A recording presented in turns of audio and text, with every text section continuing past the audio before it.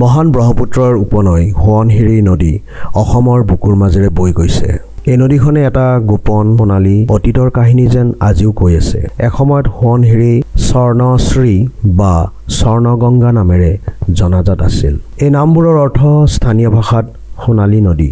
ইয়াৰ পৰা সোণৰ উৎস হিচাপে নদীখনৰ ঐতিহাসিক তাৎপৰ্য প্ৰতিফলিত হয়। যুগ যুগ ধৰি সোৱণশিৰিৰ সোণালী বালি জিলিকি উঠিছে। সৌভাগ্য আৰু সমৃদ্ধি বিচাৰকসকলক সেই সময়ত আকৰ্ষণ কৰিছিল। অঞ্চলটোৰ সংস্কৃতি আৰু অৰ্থনীতি গঢ় দিয়াত এই নদীখনে এক গুৰুত্বপূৰ্ণ ভূমিকা পালন কৰিছিল। ইয়াৰ পাৰত বাস কৰা মানুহৰ জীৱনৰ লগত এই নদীখন যেন জড়িত হৈ পৰিছিল। সোৱণশিৰি নদীৰ সোণ ধোৱাৰ ইতিহাস আহক আজি আমি জানিবলৈ যত্ন কৰোঁ ৰিল লাইফৰ এই নতুন ভিডিঅ'টিত। সোৱণশিৰি নদীৰ সোণ ধোৱাৰ ইতিহাস অতি প্ৰাচীন কালৰ পৰাই আৰম্ভ হৈছিল। অসমত আহোম বংশৰ যি ৰাজত্বকাল আছিল সেই সময়ত ই উচ্চ শিখৰত উপনীত হৈছিল। আহোমসকলে নদীৰ এই ধন বা সম্পত্তিক স্বীকৃতি দিছিল। তেওঁলোকে সোণ নিষ্কাশনৰ ব্যৱস্থা স্থাপন কৰিছিল। ইয়াৰ ফলত তেওঁলোকৰ ৰাজ্যত সমৃদ্ধিৰ ক্ষেত্ৰত যথেষ্ট অৰিহণা যোগাইছিল। সোৱণশিৰিৰ কাহিনীত প্ৰকৃতিৰ দান আৰু মানৱীয় প্ৰচেষ্টাৰ এক মনোমোহা মিশ্ৰণ পোৱা যায়। সোণৰ প্ৰতি মানুহৰ চিৰস্থায়ী আকৰ্ষণ ইয়াৰে প্ৰমাণ, আৰু ই আমাক সোঁৱৰাই দিয়ে এখন নদী আৰু ইয়াৰ মানুহৰ মাজত থকা গভীৰ সংযোগৰ কথা। ইতিহাসে কয় অসমৰ খিলঞ্জীয়া জনগোষ্ঠীৰ মাজৰ সোণোৱাল কছাৰীসকল আছিল সোৱণশিৰিৰ এই পৰম্পৰাগত সোণ ধোৱা ব্যক্তি। নদীৰ সোণালী গোপনীয়তাৰ ৰক্ষক হিচাপেও তেওঁলোক পৰিচালিত। তেওঁলোকৰ বিশেষজ্ঞতা আছিল নদীখনৰ বিষয়ে তেওঁলোকৰ অন্তৰংগ জ্ঞানত। ইয়াৰ সোঁত, ইয়াৰ মেজাজ আৰু সোণৰ কণা ক'ত ক'ত নদীখনত লুকাই থাকে সেইবোৰ তেওঁলোকে যেন বুজি পাইছিল। প্ৰাচীন অসমৰ সোণোৱালসকলে সোণৰ পেনিঙৰ এক সহজ তথা ফলপ্ৰসূ পদ্ধতি ব্যৱহাৰ কৰিছিল। চেপেটা কাঠৰ কেৰাহী ব্যৱহাৰ কৰি তেওঁলোকে নিপুণভাৱে নদীৰ তলৰ বালিখিনি বিভিন্ন সময়ত ঘূৰাইছিল। ইয়াৰ ফলত গধুৰ সোণৰ কণাবোৰ পাতল পলসৰ পৰা পৃথক হৈছিল। তেওঁলোকৰ নদীৰ গতিবিধিৰ অনুশীলন আৰু নিখুঁত ধৰণৰ আছিল। প্ৰজন্মৰ পাছত প্ৰজন্ম ধৰি অহা ই যেন এক দক্ষতা আছিল। এই পৰম্পৰাগত সোণ ধোৱাটো সেই সময়ৰ সেইসকল সোণোৱালসকলৰ বাবে কেৱল জীৱিকাতকৈও যেন অধিক আছিল। তেওঁলোকৰ সাংস্কৃতিক পৰিচয়ৰ সৈতে ই গভীৰভাৱে জড়িত আছিল। তেওঁলোকৰ সমাজৰ ভিতৰত ই এক গৌৰৱৰ আৰু সন্মানৰ উৎস আছিল। আহোম যুগত নদী আৰু ইয়াৰ ধন সম্পত্তিৰ বিষয়ে তেওঁলোকৰ অন্তৰংগ জ্ঞানে তেওঁলোকক অঞ্চলটোৰ অৰ্থনীতিৰ এক অবিচ্ছেদ্য অংগ হিচাপে গঢ়ি তুলিছিল। সোণোৱালসকলে নিজৰ বহনক্ষম আচাৰ ব্যৱহাৰৰ জৰিয়তে সোৱণশিৰি নদীৰ লগত এক মিলাপ্ৰীতিৰে যেন জীৱন নিৰ্বাহ কৰিছিল। তেওঁলোকে ইয়াৰ শক্তিক সন্মান কৰিছিল আৰু ইয়াৰ যি প্ৰাকৃতিক উপহাৰ এইবোৰ লালন পালন কৰিছিল।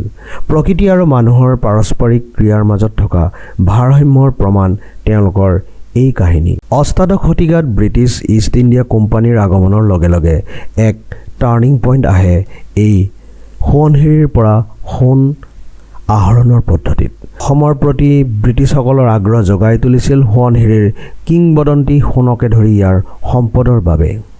এই সময়ছোৱাত সোণ ধোৱা উদ্যোগৰ গতিশীলতাৰ পৰিৱৰ্তন ঘটিছিল। পৰম্পৰাগত পদ্ধতিসমূহক ঔপনিৱেশিক নীতি আৰু উচ্চাকাংক্ষাৰ দ্বাৰা প্ৰত্যাহ্বান জনোৱা হৈছিল। অঞ্চলটোৰ সম্পদ শোষণ কৰিবলৈ আগ্ৰহী ব্ৰিটিছে সোণ ধোৱাৰ কাম কাজৰ ওপৰত নিজৰ নিয়ন্ত্ৰণ ৰাখিব বিচাৰিছিল। তেওঁলোকে জৰীপ আৰু অন্বেষণ কৰি আৰম্ভ কৰিছিল। তেওঁলোকৰ লক্ষ্য আছিল সোৱণশিৰিৰ সোণৰ আৱৰ্জনাৰ প্ৰকৃত পৰিসৰৰ মূল্যায়ন কৰা।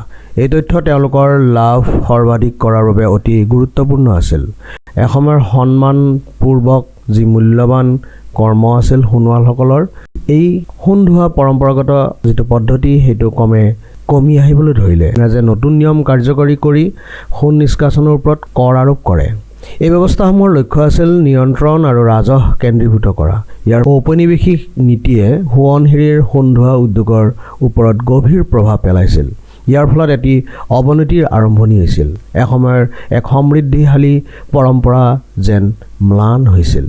এই যুগৰ সোৱণশিৰিৰ কাহিনীয়ে খিলঞ্জীয়া জনগোষ্ঠী আৰু তেওঁলোকৰ জীৱন ধাৰণৰ পদ্ধতিৰ ওপৰত তীব্ৰ সোঁৱৰণিৰ এক জীৱন্ত উদাহৰণ দাঙি ধৰিছে। জৰীপ আছিল দৰাচলতে ব্ৰিটিছসকলৰ নদীৰ সোণালী গোপনীয়তা উন্মোচন কৰা। সোৱণশিৰিৰ সোণৰ ওপৰত নিজৰ দখল সুদৃঢ় কৰিবলৈ ইংৰাজে বিস্তৃত জৰীপ চলাইছিল। এই অভিযানসমূহৰ নেতৃত্ব দিছিল ঊনবিংশ শতিকাৰ শেষৰ ফালে মেজৰ হান্নে আৰু কেপ্টেইন ডাল্টনৰ দৰে ব্ৰিটিছ ব্যক্তিয়ে। মেজৰ হান্নাই 1848 চনৰ প্ৰতিবেদনত সোৱণশিৰিৰ বালিত সোণৰ উপস্থিতিৰ ওপৰত আলোকপাত কৰিছিল। নদীখনৰ পৰা উলিওৱা সোণৰ পৰিমাণো গণনা কৰাৰ এক যত্ন কৰিছিল, কিন্তু সোণোৱালসকলৰ গোপনীয়তাৰ স্বভাৱৰ বাবেই তেওঁৰ এই হিচাপত বাধাৰ সৃষ্টি হৈছিল। কেপ্টেইন ডাল্টনে তেওঁৰ পৰৱৰ্তী জৰীপত হান্নেৰ এই তথ্যক সমৰ্থন কৰিছিল আৰু তেওঁ সোৱণশিৰিৰ ওপৰৰ অংশ অন্বেষণ কৰিবলৈ হিমালয়ৰ পাদদেশলৈ যাবলৈ সাহস কৰিছিল। তেওঁৰ এই প্ৰতিবেদনসমূহে অঞ্চলটোৰ সোণৰ উপস্থিতিৰ সৈতে জড়িত ভূতাত্ত্বিক গঠনসমূহৰ বিষয়ে অধিক বিশদভাৱে তথ্য দাঙি ধৰিছিল। এই জৰীপসমূহে ঔপনিৱেশিক উচ্চাকাংক্ষাৰ দ্বাৰা পৰিচালিত হ'লেও অজানিতে এক মূল্যৱান অভিলেখ গঢ়ি তুলিছিল। তেওঁলোকে সোৱণশিৰিৰ ভূতাত্ত্বিক ইতিহাস আৰু সোণ বহন ক্ষমতাৰ আভাস দিছিল এই নৈখনৰ। এই অভিলেখসমূহে আজিও ভূতত্ত্ববিদ আৰু ইতিহাসবিদসকলক সহায় কৰি আহিছে। ইয়াৰ ফলত সোণোৱালসকলে যুগ যুগ ধৰি নৈখনৰ সৈতে বজাই ৰখা ভাৰসাম্য বিঘ্নিত হ'ল আৰু ব্ৰিটিছ ঔপনিৱেশিক নীতিয়ে সোৱণশিৰিৰ সোণ ধোৱা উদ্যোগৰ ওপৰত গভীৰ প্ৰভাৱ পেলায়। ইয়াৰ ফলত এটা অৱনতিৰ আৰম্ভণি হৈছিল, যি এসময়ৰ এক সমৃদ্ধিশালী পৰম্পৰা ম্লান হৈ পৰিছিল। এই অভিলেখসমূহে আজিও ভূতত্ত্ববিদ আৰু ইতিহাসবিদসকলক সহায় কৰি আহিছে। ইতিহাসৰ সেই যুগৰ সোৱণশিৰিৰ এই কাহিনীটো এটা সতৰ্কবাণী ভৱিষ্যতৰ বাবে। সোৱণশিৰিৰ এই স্বৰ্ণ আহৰণৰ দৰে এটা থলুৱা উদ্যোগত এসময়ত প্ৰভাৱ পেলাব পৰা এই আৰ্থ-ৰাজনৈতিক কাৰকসমূহ বুজি পোৱাৰ ওপৰত ইতিহাসে আলোকপাত কৰি আহিছে। ইয়াত এটা অঞ্চলৰ পৰিৱেশ আৰু সাংস্কৃতিক ঐতিহ্য দুয়োটাকে সন্মান কৰা বহনক্ষম পদ্ধতিৰ প্ৰয়োজনীয়তাৰ ওপৰত আমি আলোকপাত কৰিব পাৰোঁ। বহুত ষ্টৰি শুনিছোঁ সৰু কালৰ পৰা, আহোমৰ ৰজাৰ দিনৰ পৰাই আমি ষ্টৰি শুনি আহিছোঁ যে ইয়াতে একচুৱেলি সোৱণশিৰি নামটোৱে পৰিছে কাৰণ ইয়াতে সোণ পোৱা গৈছিল বুলি কয়। ইয়াৰে যোনখিনি বালি আছে, নদীৰ তলত বালি, আগৰ দিনৰ সেই আৰ্টটো জানিছিলে। এইটো এটা আৰ্ট আছিলে। ইয়াৰে যিখিনি গাঁও আছিলে, গাঁৱৰ মানুহখিনি তেওঁলোকে ইয়াৰে বালিৰ পৰা সোণ হেৰি কৰিব পাৰিছিলে, সোণ ওলাব পাৰিছিলে। আজিৰ দিনত সেই আৰ্টটো মানুহবোৰে নাজানে বা সেই আৰ্টটো হেৰাই গ'ল, কিন্তু এতিয়াও মানুহবোৰে বিশ্বাস কৰে যে এই নদীটোত এতিয়াও চাগে ক'ৰবাত সোণ আছে।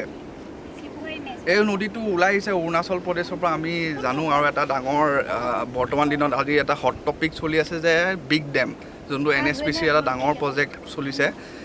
সেই নদীটো তাৰ পৰাই ওলাইছে, গেৰুকামুখ বুলি কয় একজেক্টলি জেগাটো। গেৰুকামুখৰ পৰা ওপৰত গ'লে আৰু অকণমান ওপৰত গ'লে আমি অৰুণাচল প্ৰদেশ পাই যাওঁ। সেই অৰুণাচল প্ৰদেশৰ পৰা এই নদীটো আহিছে, একদম গৈছে এই নদীটো এনেকৈ গৈ গৈ মাজুলী পাইছেগৈ। মাজুলীত এই নদীটো ব্ৰহ্মপুত্ৰৰ লগত মিলি গৈছে। এই সোৱণশিৰি নদীয়ে গৈ মাজুলী পাৰ হ'লে ব্ৰহ্মপুত্ৰ বুলি আমি ক'ব পাৰোঁ। আজি এতিয়া আমি আহিছোঁ বাৰিষা বতৰত, নদীৰ বিশাল ৰূপ আমি দেখা পাইছোঁ। সেই ইণ্টাৰেষ্টিং ফেক্টটো এইটোৱে যে সোৱণশিৰি নামটো সোণৰ পৰা পৰিছে। সোণ পোৱা নদীকৈয়ে আমি সোৱণশিৰি বুলি কৈছিলোঁ। আৰু সেই আৰ্ট ফৰ্মটো আজি নাই। আমি গাঁৱৰ মানুহবোৰ ওচৰ পাজৰে পাইছোঁ, তেওঁলোকে এতিয়া সেইটোৱে কয় যে তাৰমানে ইয়াৰে যিখিনি বালি, সেই বালিৰ পৰা তেওঁলোকে এতিয়াও নদীৰ পৰা বালি ওলায় আৰু বালিৰ পৰা তেওঁলোকে বালি বেছি তেওঁলোকে নিজৰ জীৱন জীৱিকা চলাই আছে। সেইটো কাৰণে তেওঁলোকে এতিয়াও কয় সেই বালিখিনি এতিয়াও সোণ, বিকজ তেওঁলোকৰ ডেইলি যিটো জীৱিকা সেই ইয়াৰে নদীটোৰ বালিৰ পৰাই চলি আছে। সেইকাৰণে ইয়াতে এতিয়াও তেওঁলোকে মানে যে এই নদীটোৰ এতিয়াও আমাৰ কাৰণে সোণৰ নদীয়ে হয়, এতিয়াও সোৱণশিৰিয়ে হয়। আৰু এতিয়াও ইয়াৰে যিখিনি লোকেল গাঁওখিনি আছে তেওঁলোকে এতিয়াও সেইটোৱে প্ৰেক্টিছ চলাই ফুৰিছে। বালিটো কিহেৰে উঠায়? বালিলৈকে তেওঁলোকে নাও লৈ যায়, আপোনাৰ সৰু সৰু কাঠৰ আমি যোনটো আমাৰ নাও দেখা পাওঁ, সেই নাওটোতে তেওঁলোকে যায়, গ্ৰুপত যায়। গ্ৰুপত গৈ গৈ বালিত নাৱতে বালি উঠায়, সেই বালিখিনি পিছত বেচি পেলাই এটা ভাল তেওঁলোকৰ ইনকাম হয়। আৰু সেইটোতে তেওঁলোকে জীৱন জীৱিকা চলাই আছে সেইকাৰণে এতিয়াও তাৰে মানুহবোৰে এতিয়াও সেইকাৰণে এইটো সোৱণ আজিৰ সময়ত সেই গৌৰৱময় সোৱণশিৰিৰ সোণ কমোৱা বা সোণ আহৰণৰ ইতিহাস মাথো এক সোঁৱৰণি পাৰম্পৰিক সোণ আহৰণৰ প্ৰথা আজিৰ অসমত নায়েই বুলি ক'ব পাৰি আৰু নতুন প্ৰজন্মৰ মাজতো এই বিষয়ে কোনো ধৰণৰ তথ্য দিব পৰা সমলো নাই এসময়ৰ সোণৰ অসম বুলি কোৱা কথাষাৰৰ সত্যতা পুনৰ বিচাৰি চোৱাৰ এয়া সময় সমাগত আহক এইদৰেই আমি জানিবলৈ যত্ন কৰোঁ আমাৰ গৌৰৱময় ইতিহাসসমূহ ইতিহাসৰ এনে নতুন ভিডিঅ'বোৰ চাই থাকিবলৈ ছাবস্ক্ৰাইব কৰিব আৰু চাই থাকিব আমাৰ ইতিহাসৰ একমাত্ৰ চেনেল ৰিল লাইফ ধন্যবাদ